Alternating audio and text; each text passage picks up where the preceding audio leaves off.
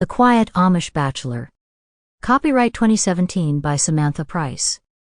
All rights reserved. Chapter 1. Mary Lou stared at Taylor's house as her taxi stopped out front.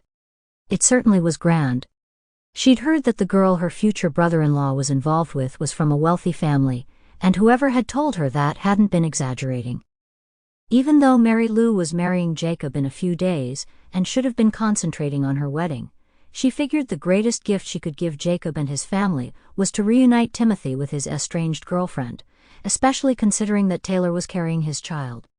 While Timothy was on Rumspringa, he'd managed to get himself into one situation after another, and Mary Lou wanted to help. "Is this the house, Mary Lou?" Mary Lou was irritated by her cousin's whining voice. Her mother had invited Magnolia back to their home to help with the wedding. By the time Mary Lou found out Mom had done that, it was too late to stop her. For the last few days, Magnolia had insisted on going everywhere with Mary Lou. She was becoming like a shadow, a relentless shadow, from which Mary Lou could not escape. "This is the address I found. Come on, we must get this out of the way so we can do something else this afternoon," Mary Lou said.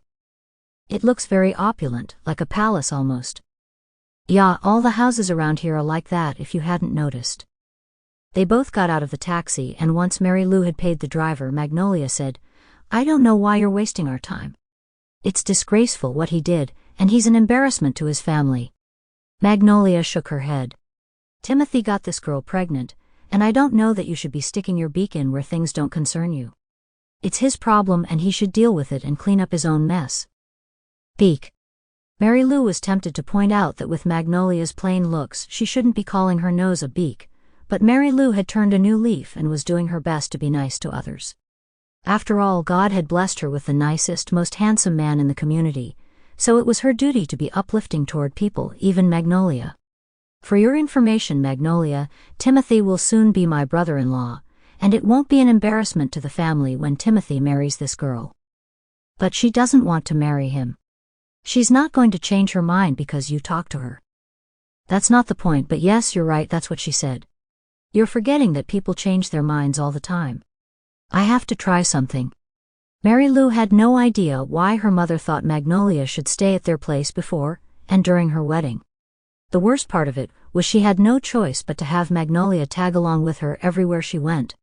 It was the only way to avoid a lecture from her mother about learning to get along with others. The last time Magnolia had visited, her cousin had left after they'd had a tiff. "What makes you think she'll even be home?" Magnolia scrunched her nose, staring up at the mansion. Sample complete. Ready to continue?